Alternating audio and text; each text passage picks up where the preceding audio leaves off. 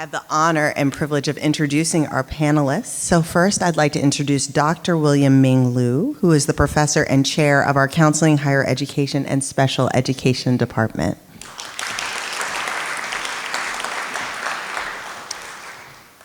Next, I'd like to introduce PhiXavier Holmes, who's a speaker, an educator, innovator, I love this one, disruptor, and current counseling specialist at the Prince George's County Public Schools. Thank you very much. Dr. Ileana Gonzalez, a new EdTerp, who's assistant clinical professor in the Department of Counseling, Higher Education, and Special Education right here at the University of Maryland. And Jonathan Thio, who's a master's student in school counseling right here in the College of Ed. All right, have a seat, everybody.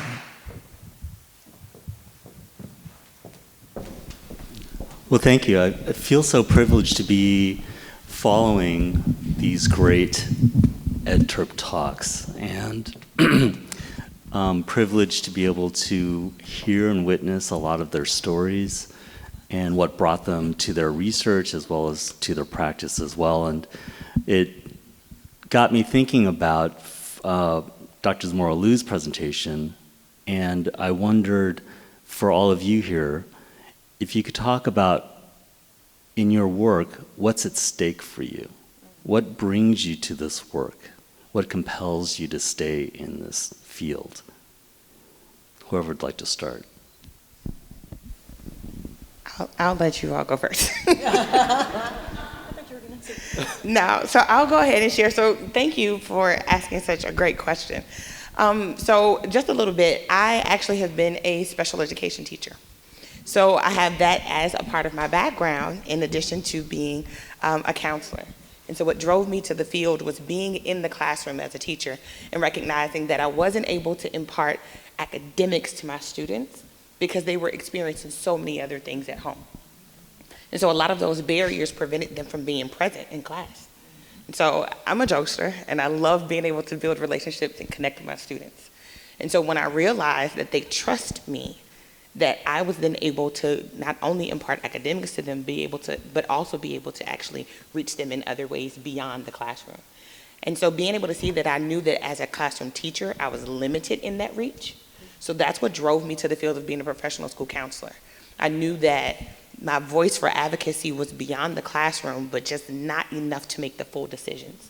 And so as time began to progress, I found myself connecting with others and being able to also impart to rising counselors that what we do and the work that we do has impact beyond just the classroom, beyond just the school. We're truly changing and impacting and imparting information to students and to their families that lasts for years. And so for me, I wanted work that was going to make a difference and have a ripple effect. And I believe I found that in this lane and continue to do this work because of that. Yeah, I'd like to add to that from the perspective of a student, because the reason I got interested in education and specifically school counseling is because I've kind of had the full gambit of experiences that some of the presenters were talking about, where you've had the really engaged, like supportive school counselor, the bridge, you've had the barrier, you've had the non-existent, and I've seen that reflected in a lot of my friends throughout high school, throughout middle school, friends who were going through really intense challenges, academically, emotionally, socially, kind of on a variety of scales. And I could see, even as a student, as a 11, 12, up to 17-year-old, the various ways that we were being challenged and the various ways that we weren't being supported. And that's one of the main reasons I wanted to get involved in the first place. Not only to help educate and to support, just general learning, but also to support students outside of that, because there's so much, students are spending so much time, so many hours of their day in school, right? They're spending more hours in school than they are out, really. So making sure that space is really inclusive, really welcoming, supportive, all the things that they need to grow and thrive is vital. So those are really like what spoke to me. Yeah, I think a lot of the talks that happen today are stories. I think they're all really interconnected. And I listened to all the beautiful talks this afternoon, and each person's, talk, I was like, yep, I relate, yep, that was me too. So I think that, the beauty of this experience and this dialogue, and thank you for inviting me to be part of this conversation, is just that. I mean, I'm a child of refugees myself, and so, going in through schools, it was a system that wasn't built for me, wasn't built for people like me. And so part of my experience was really trying to understand how I could make a difference, and how I think, your question about what is at stake, I think all of our futures are at stake, really, when we think about, education, and we think about the impact that we want the generations and the change that we want to see. And Dee Griffin was talking about the heaviness that exists in the world right now. And so I think, the confluence of this, we find ourselves today, right now, at a moment where we can have a huge amount of impact. And I continue to feel that throughout my career. And I've held, I've been elementary school teacher, school counselor, faculty, and so on. But I think, with each passing moment for me, the impact that I could potentially have is greater and greater. And so that's what's at stake. Yeah. Thank you. Appreciate it. As all of you are talking, you're all trainers in training. You're working with kids. You're working with future school counselors, teachers, families, and so forth. I'm thinking back to some of the research that I did with men in the carceral system. And one of the things that they talked about very frequently was that at some point in their life, they reached out for help to somebody in their environment. And it was a very pivotal moment for many of them, because at that moment they reached out for help, they were rejected. And they never went back to help. They never went back to ask for help. And so it was very much a kind of one trial learning for a lot of them. And I'm wondering, for you all, what do you do to help cultivate a sense of listening for the people that you're training? What do you ask them to attend to in your work to help them become better professionals in the field? I think more often than not, and we think about, in schools particularly, which is my little corner of the world, when we think about the everyday and the challenges that exist, I think it's really easy to, write off student issues as, well, this person is this, so they look like this, so they must be this way, or they act like this, right? So they must be this way, and we never know what someone's story is, what their experience is. And so I think it's so simple to write someone off, and I always tell my students that I train that it's so easy to judge, right? I think judgment for all of us comes at the drop of a hat. It's so hard to understand. And that is the work that we need to do, is to really understand where people are coming from, where their experience is, because we never know of the moment of, hey, I need you. That could be it. That could be the last moment that we have. And so this is really important as we think about the impact, again, the impact that we have, that we don't know the lasting impacts that we have. Yeah. Yeah, I think that, I've in so many scenarios, I've been that student who's terrified to go speak to a school counselor, or terrified to go speak to an adult about a problem that I'm having for a number of reasons, but primarily because I was trying to go towards the ideal of being unproblematic, especially as a child of immigrants, trying to just okay, well, I want to fly under the radar. I don't want to make waves. I don't want to mess up anybody's business. I don't want to call attention to myself.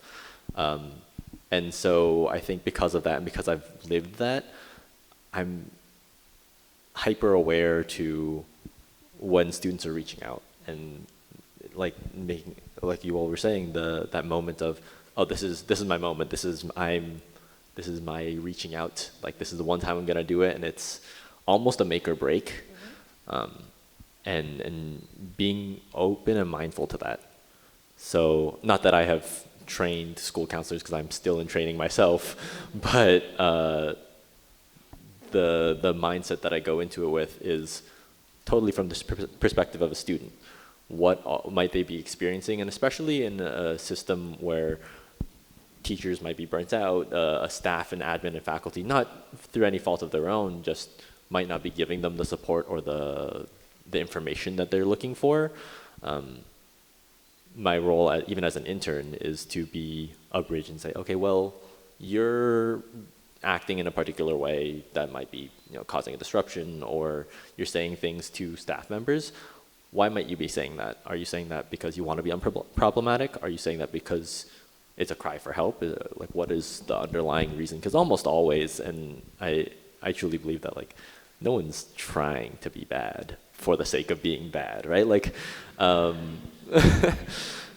no student is going into a situation saying, like, all right, I'm just gonna be bad. This is the day. Like, that's usually never the starting thought.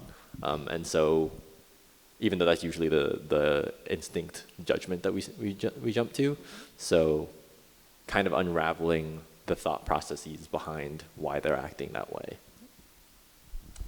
Jonathan, I think I did have those days where I intentionally was wanting to be disruptive. I mean, now it allows me to be disruptive in a different kind of way. I would definitely say one thing that was different, and I think we hear this echoed throughout our conversation, is that we respond from our experiences. That's our first place of reference. And so when looking at where I am now professionally, I'm in a position to where I train counselors, but I also train rising counselors. But I also in a position to where I train community leaders and administrators as well. And I think one of the biggest things that I choose to do in those spaces to get them to have a greater understanding and kind of what they need to kind of keep in mind truly lies in the space of building relationships, because the relationship builds trust. If you think about it, we all mentioned now, but we all spoke about a place of the courage that it takes to ask for help. So if you've worked yourself up to a position to say, okay, I'm going to ask, it's also now, who am I going to ask? And so that means that there's a level of trust that you are putting inside of this person or towards this person to hear about your experience. And I think when we respond, oftentimes we're not listening to understand, we're listening to respond. What do I need to do? How quickly do I need to do it? I gotta fix it right now. Versus really imparting just a space of courage and saying thank you for saying something, but then also helping to be that connector, that bridge, and that resource. And so as I'm going through, and if we even take this out of the context of the school setting, and we're talking about community, we're talking about university, we're talking about partnerships, when we're looking at it from that perspective, are we doing the same thing? Building relationships so that we can truly collaborate in order to impact. And so when we're asking for help, it might truly be a need of something tangible, but it also might just be reassurance. And so when we're looking at it from that perspective, or when I'm training or in that space, I'm listening to understand where there's an opportunity to build a relationship. And if it's not for me to build that connection, how can I also get you connected to someone else that could potentially meet that need that I'm not able to? So really understanding and knowing capacity as well is really good to help in this space with building and training the next generation. Thank you. Appreciate that. Can Thank I you add for something this. to that? Sorry. Yes. I feel like something that I was realizing as you were speaking was that like the instinct of like, oh, I want to fix, like do it now. And in so many cases, the better course of action and what I've experienced in my own training and experiences, it's a lot of like, oh, well, actually you need to slow down. Take a step back and gather more information or whatever the case is, but it's not always about jumping to, well, let's do this right away. The speed is not speed is not key.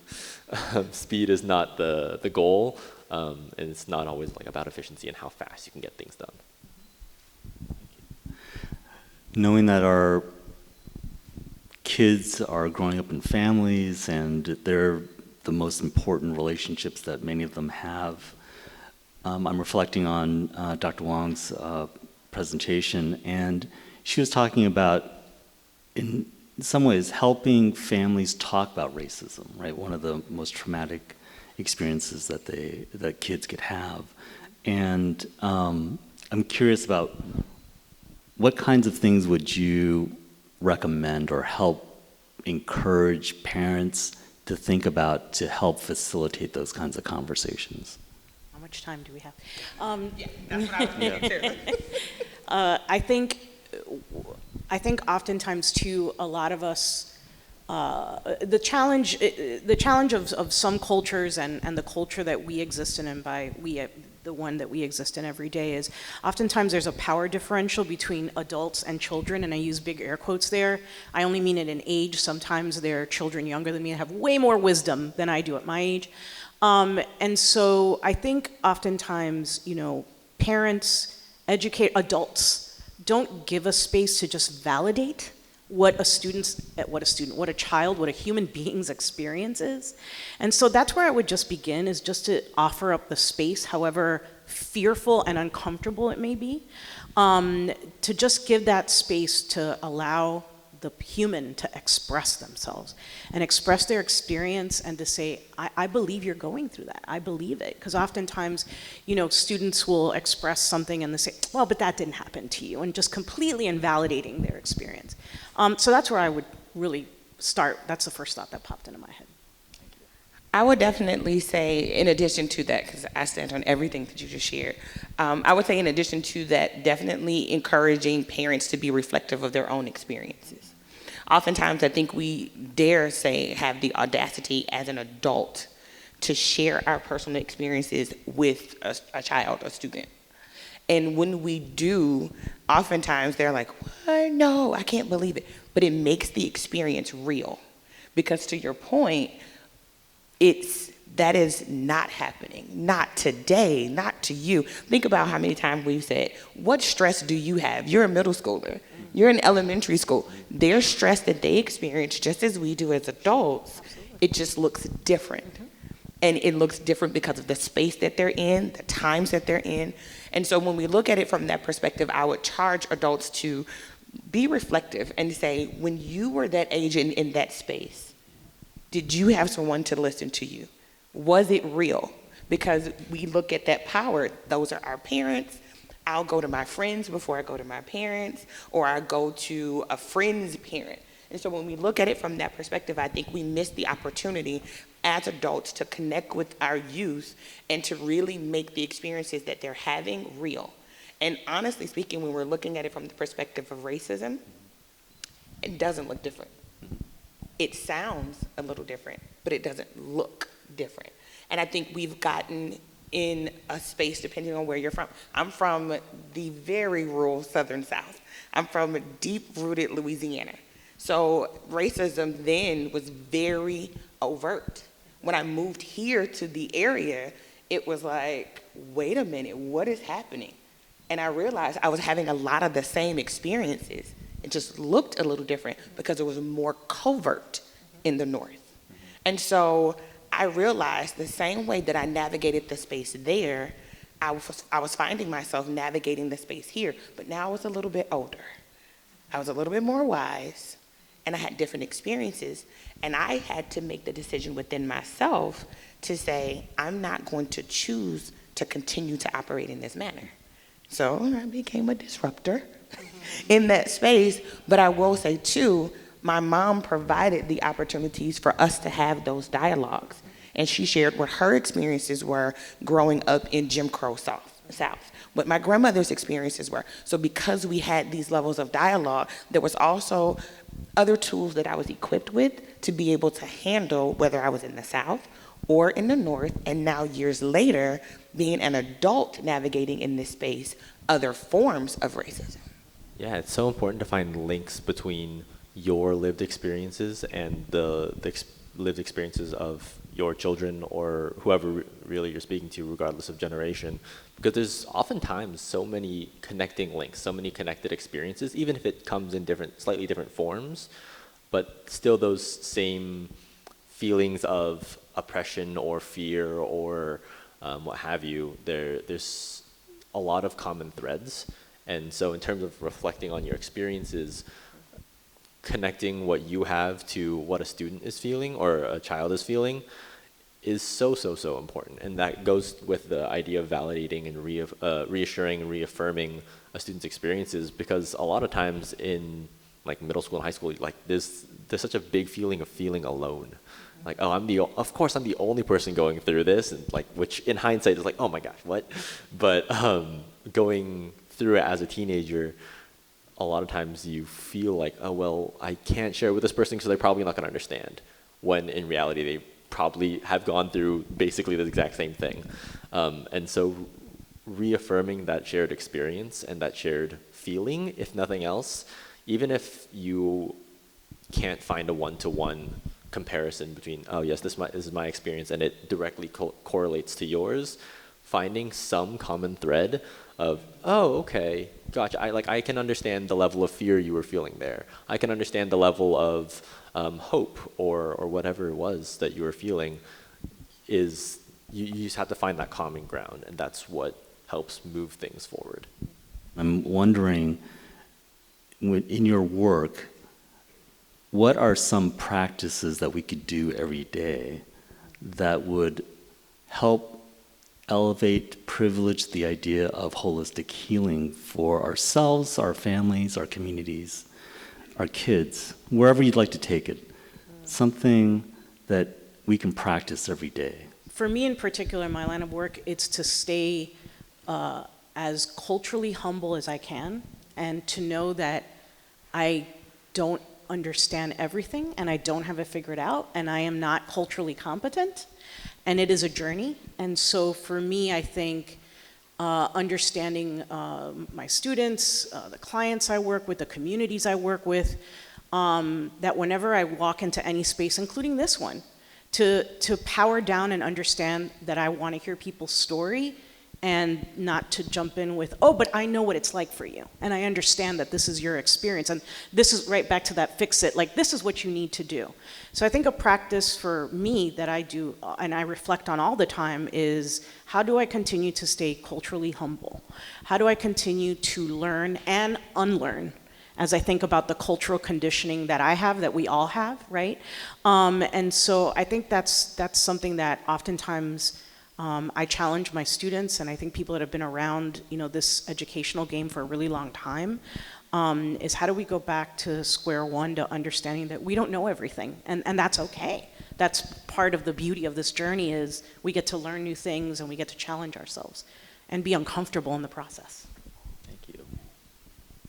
I think to add on to that, being extra critical and or conscious of our current headspace. If I'm feeling a little extra judgy or something, knowing like, oh, have I eaten yet? Have I had some water? Like not just physically, but knowing how nourished my soul is, and knowing how, like maybe I had a hard day yesterday, maybe I didn't get enough sleep, maybe, what other things are affecting me and what other things are affecting other people. If someone is coming across as a little extra angry or bristly on any particular days, like maybe they just haven't had a snack yet. And like, okay, giving, in our program, we've mentioned a lot about giving ourselves a little bit of extra grace, especially in a mental health or social work field, and being super conscious of that is really hard. Which is really ironic as people who are professionals in that space, is like, oh, we're encouraging to be mindful and to be supportive of yourself and to be encouraging and all these things, and yet it's really hard to do ourselves. And so sometimes we have to make that extra effort, especially if you're in that profession, or in our profession, to be mindful of what little things can change and vary your mood from hour to hour, day to day, minute to minute, second to second. There's so many variables at any given moment of the day. So this was a challenge question, but I'm going to answer. And I say it's a challenge question because I was trying to identify like the one thing. But I'm not going to give you one, I'm going to give you three. So you get one and two, a bonus and an extra. There's three things that I do every day. I mentioned earlier about the importance of being reflective. And in being reflective, the first thing that I'm really doing is assessing self. So when we talk about holistically speaking in our mental health, that's inclusive of our emotional self and our social self, our physical, and our mental. And so in that space, I'm kind of going through and asking myself, okay, what am I thinking? What headspace am I in? How is my body feeling? Am I tense? Am I loose? Or, what am I? Am I aching? And am I aching because I'm getting older? Or am I aching because I didn't do something? I maybe didn't stretch when I got up. So I'm doing a total body head to toe assessment. And in that assessment, I'm paying attention and I'm giving name to it. So oftentimes we experience things, but we don't call it something. We just let it be. And so I do the full assessment throughout the day. I get angry and flustered about something, and I'm mad, and I just need to get it out. And I have to say I'm mad and I'm angry. And then I ask myself, well, what were the ABCs? In special education, was the antecedent, the behavior, and then what was the consequence or the result of? But I'm doing the assessment. And so I encourage and challenge you to do that. But then also finding methods and ways of being able to respond to that. What does that look like? Now you've assessed. What is the next step? And so oftentimes, I'm a talker. That's just what I do. But I actually have a really close friend, and we have a trigger word. And that trigger word is, if I text, that means it's a right now. And it's just kind of understood that I need you right now to help me process through this. Now, the therapist has a therapist. Every Monday at 6 o'clock, that's who I am with. Everyone knows that. Except for today, I made an exception. But I have my alarm set and I talk to my therapist. I know that relationship because of not just being in the profession, but I've seen how I've been able to grow and grow through the things that I've experienced. And so that is one of the tools, but I identify what that looks like. I love music. I've got my top 5 artists. I could be in the worst mood. I'm immediately turning on the music. It's gonna take me to where I need to go. I'll be more productive, or it can take me out. So I'm very mindful of what I allow into my space once I've assessed the space. And so that's important. There's a new tool that I was introduced to, and I even shared it with my therapist and told her to share it with others, but it's How Do We Feel? And it's an app, and it allows you to check in throughout the day. And it's got all of these high energy, low energy, good, pleasant. And so all of these different terms that we may not even think about to be able to identify how we're feeling. And so it gives you data as well for you to track. Here's what my week's been like. It gives you a color that goes along with it, so you can see what that has been like. So these are different tools. I assess, I see which tool that I need, but then I'm also sitting and asking myself, what comes next? So I stay in this place of being curious about the next thing, whether it's about myself or the people that I engage with, or about matters that I don't know. I want to know. I'm that person. I'm always asking questions for clarity, but I'm always asking questions so that I'm in the know. That's how I remain culturally competent. That's how I remain sensitive to what's going on. It's because I ask the questions, and I ask them to the people and charge them to have courageous conversations. We are not going to get anywhere further if we don't ask the questions, to push the buttons, to get the answers, to move from where we are and where we've been to a new space and place. And I think we have to be deliberate in that. And so I do that. I ask myself the hard questions, and even when I don't like the answer, I still continue to do so. But that's where I find the courage to also ask others for help, with the hopes of being able to walk through to the next phase, either with them or someone else. The students that you're working with are so fortunate to be able to work with all of you, and the kids and the families to be in your presence, to hear your enthusiasm for your work, which is so important. And I know that the kids and the families who are going to be working with the trainees that you're working with are going to benefit greatly. So I just want to thank you three for doing what you're doing, being who you are, and being so encouraging and thoughtful and conscientious in your work. So thank you very much.